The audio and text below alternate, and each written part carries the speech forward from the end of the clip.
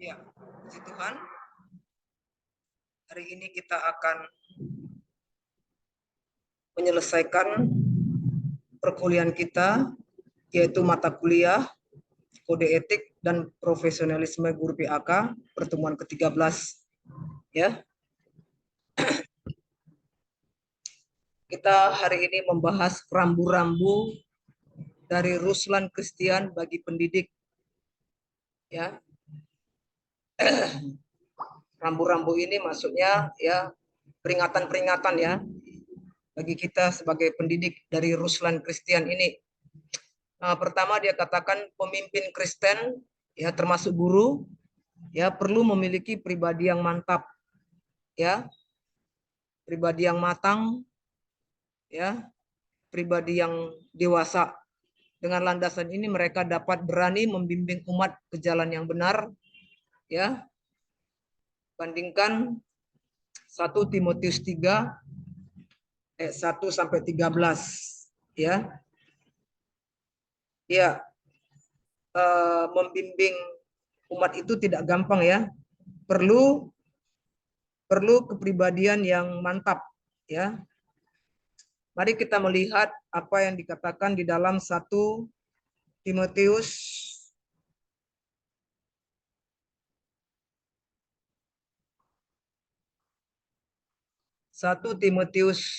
3 ayat 1 sampai ayat 13 ya.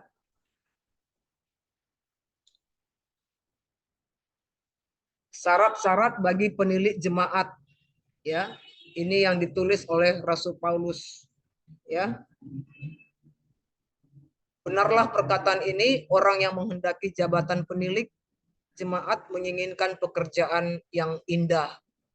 Karena itu penilik jemaat haruslah seorang yang tak bercacat, suami dari satu istri, dapat menahan diri, bijaksana, sopan, suka memberi tumpangan, cakap mengajar orang, bukan peminum, bukan pemarah, melainkan peramah, pendamai, bukan hamba uang. Ya, seorang kepala keluarga yang baik, disegani dan dihormati oleh anak-anaknya. Ya, jikalau seorang tidak tahu mengepalai keluarganya sendiri, bagaimana ia dapat mengurus jemaat Allah? Ya, tidak mungkin ya. Janganlah ia seorang yang baru bertobat, agar jangan ia menjadi sombong dan kena hukuman iblis. Hendaklah ia juga mempunyai nama baik di luar jemaat, agar jangan ia digugat orang dan jatuh ke dalam jerat iblis. Itulah syarat-syarat untuk penilik jemaat. Ya. Kemudian syarat-syarat bagi diaken, demikian juga diaken-diaken haruslah orang terhormat, jangan bercabang lidah, jangan penggemar anggur, jangan serakah, melainkan orang yang memelihara rahasia iman dalam hati nurani yang suci. Mereka juga harus diuji dahulu, baru ditetapkan dalam pelayanan. Itu setelah ternyata mereka tak bercacat. Demikian pula istri-istri, hendaklah orang-orang terhormat, jangan pemfitnah, hendaklah dapat menahan diri dan dapat dipercayai dalam segala hal. Ia akan harus suami dari satu istri dan mengurus anak-anaknya dan keluarganya dengan baik. Karena mereka yang melayani dengan baik beroleh kedudukan yang baik, sehingga dalam iman kepada Kristus Yesus mereka dapat bersaksi dengan leluasa. Ya.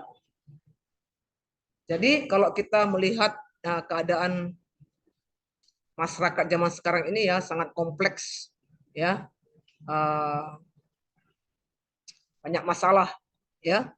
Jadi saudara-saudara ya, kalau kita tidak memiliki pribadi yang mantap, kita tidak akan berani ya menerapkan semua yang tertulis di dalam 1 Timotius ini ya, padahal ini adalah syarat-syarat ya. Jadi jujur aja ya, kalau kita melihat ya bagaimana orang-orang yang melayani di gereja itu ya kadang-kadang belum memenuhi syarat ya, tetapi ya kalau kita ya pribadi yang mantap, kita akan bisa menerapkan firman Tuhan ini. Inilah yang menjadi rambu-rambu yang disampaikan oleh Ruslan Christian bagi pendidik termasuk termasuk apa? Gembala. Gembala itu pendidik juga, ya. Kedua, pendidik itu menjadi teladan yang baik, ya. 1 Timotius 4 ayat 16, ya. Katanya, ya, awasilah dirimu sendiri dan awasilah ajaranmu, bertekunlah dalam semuanya, karena dengan berbuat demikian engkau akan menyelamatkan dirimu dan semua orang yang mendengar engkau, ya. Jadi harus mengawasi diri, ya, dan mengawasi ajaran, ya. Jangan kita ngajar itu, ya, sesuka hati kita saja, ya.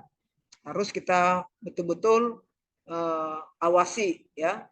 Jangan sampai menyimpang, itu maksudnya, ya. Oke.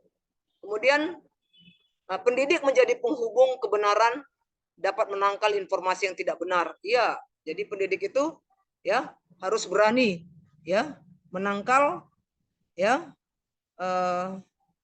informasi-informasi yang tidak benar. Sebentar ya, ini laptop saya sudah lowbat, saya mau caskan dulu sebentar.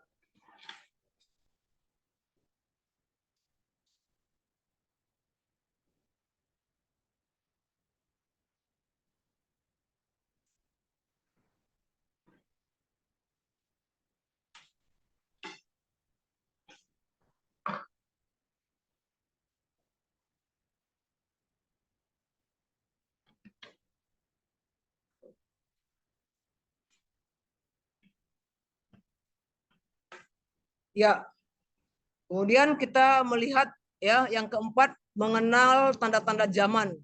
Para gembala dan pendidik perlu memiliki kepekaan terhadap perkembangan kebudayaan.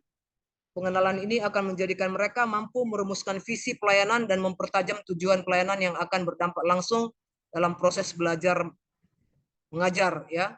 Iya. Jadi ya sama, ya, seperti yang kita dengar, ya, bagaimana keadaan dunia saat sekarang ini, ya, perang antara Israel dan Iran, ya, yang sudah berlangsung begitu lama, ya. Dan ternyata saudara-saudara, semua yang terjadi itu adalah sudah dituliskan di dalam Alkitab. Oleh sebab itu, kita sebagai guru juga tidak salah menjelaskan kepada anak-anak, sehingga kita tahu hari-hari ini adalah hari-hari terakhir di mana kita harus betul-betul mempersiapkan diri dengan baik untuk menyambut kedatangan Tuhan kali kedua, ya. Sudah waktunya kita memikirkan kehidupan yang betul-betul saleh, yang betul-betul kudus, yang betul-betul berkenan di hadapan Tuhan. Jangan lagi main-main, ya, karena kita tahu saudara-saudara, pada waktu nanti Tuhan datang, ya, Dia akan menjemput orang-orang yang betul-betul siap. Ya, orang-orang yang tidak siap untuk bertemu dengan Tuhan, mereka akan tinggal di dunia ini dengan antikris. Ya, saudara tahu, waktu gereja diangkat, Roh Kudus diangkat, bumi ini menjadi neraka. Ya, siap. Sedangkan sekarang, ya, kita melihat kejahatan itu luar biasa. Ya, itu mereka nggak bisa merajalela karena masih ada Roh Kudus.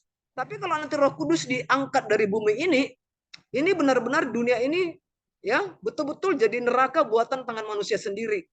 Ya, oleh sebab itu saudara-saudara, kita tidak usah sungkan-sungkan menjelaskan kebenaran firman Tuhan kepada anak-anak, ya, supaya kita semua bisa bisa selamat, ya. Kita tidak masuk ke zaman antikris, tapi kita diangkat, ya, diluputkan dari pengaruh-pengaruh yang jahat itu, ya, dan kita bersama-sama dengan Tuhan selama-lamanya. Oleh sebab itu, dalam hidup kita yang singkat ini, marilah kita menggunakan waktu sebaik-baiknya, ya, kita memuliakan Tuhan, ya, kita fokus mempertahankan iman kita bekerja sesuai dengan firman Tuhan. Dan saya percaya waktu kita punya sikap seperti itu, ya, Tuhan akan di pihak kita. Ini penting sekali, saudara. Ya, saya tidak ragu-ragu untuk menyampaikan ini, karena ini adalah menjadi tanggung jawab. Ya, ketika saya juga mengajar secara onsite di kelas, itu saya terangkan kepada anak mahasiswa-mahasiswa yang saya ajarkan, ya, supaya kita sama-sama tidak lengah ya. Jangan kita seperti orang masa zaman Nabi Nuh ya. Nabi Nuh bilang penghukuman akan datang, mereka itu mengejek ya, mengejek Nabi Nuh. Ya, tetapi waktu penghukuman itu datang, mereka nggak bisa ditolong lagi. Ya. Jadi saya percaya itu akan terulang kembali ya kepada mereka yang tidak percaya kepada firman Tuhan. Nanti waktu datang penghukuman itu, mereka tidak bisa ditolong lagi. Ya. Jadi ini penting ya, penting sekali. Ya. Nah, saudara, kekristenan yang cenderung melemah, ya, fenomena ini juga mempengaruhi kualitas kekristenan anak didik, terutama untuk aras doktrinal maupun sikap etis sehari-hari. Ajaran Kristiani digantikan dengan teologi sukses. Para pemimpin banyak terpengaruh kepada popularitas, kepada materi dan keuntungan pribadi. Ini tidak boleh. Ya, ini betul-betul kita waspada. Ya, kita tahu ya, tidak ada mengatasi Tuhan. Ya, uang itu di bawah. Ya, semua di bawah. Ya, tidak boleh itu menjadi yang utama. Tetap yang terutama itu adalah Tuhan. Oleh sebab itu kita harus betul-betul ya mempertahankan hati yang saleh kepada Tuhan, hati yang tulus, iman yang tulus, ya, sehingga ya Tuhan melengkapi kita dengan hikmat, dengan pengetahuan di akhir zaman ini. Ya, bagaimana saudara bisa membedakan yang palsu dengan yang tidak palsu kalau nggak ada hikmat dari Tuhan? Dan ingat ya, hikmat hanya diberikan kepada orang yang tulus, tidak orang yang bercabang hati, tidak orang yang munafik. Nah, itulah makanya hari-hari ini kita harus betul-betul ya membangun ya kerohanian kita itu betul-betul ya fokus kepada Tuhan. Ya, terjadi revolusi di dalam hati kita, betul-betul hati yang tulus. Kita nggak mau lagi dengan hati yang lama, tapi kita mau hati yang tulus, yang dari Tuhan. Itu yang memimpin kehidupan kita. Oke, itulah ada 5 rambu-rambu dari Ruslan Christian bagi seorang pendidik. Selanjutnya, saudara-saudara, ya, saudara diminta di akhir mengikuti mata kuliah ini membuat karya tulis ilmiah. Ya, sebagai calon guru yang profesional, saudara perlu membuat karya tulis ilmiah.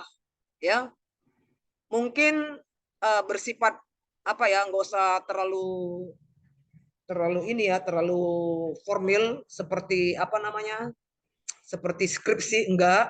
Ya, cukup seperti makalah.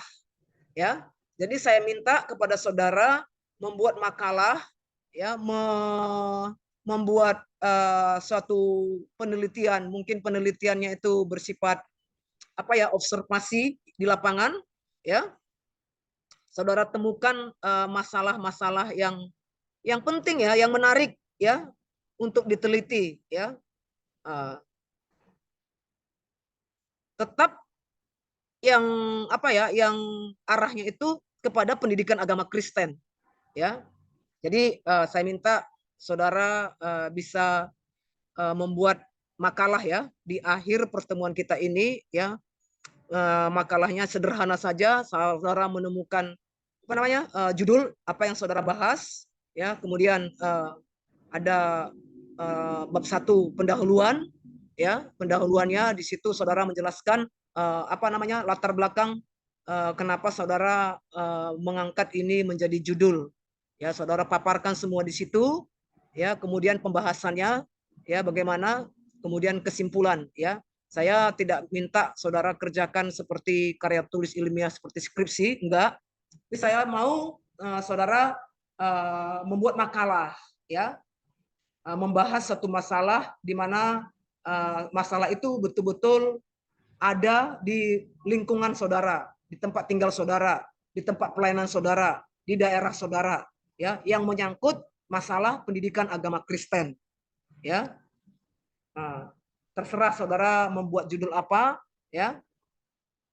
Saudara bisa juga nanti apa searching banyak ya contoh-contoh makalah pendidikan agama Kristen di tandingan. Nah, saudara buat ya. Jadi saudara banyak-banyak cukup ya ke email saya saudara ya di akhir ya peserta karya tulis ilmiah, pendidikan agama yang ada di daerah saudara. Hanya itu. Tapi betul-betul pertemuan saudara membuat nanti berapa ya? Nambahan kemudian semester 2 terus tugas ya untuk temu lewat jang sampaikan bahan dan air semester. Yesus memberkati saudara.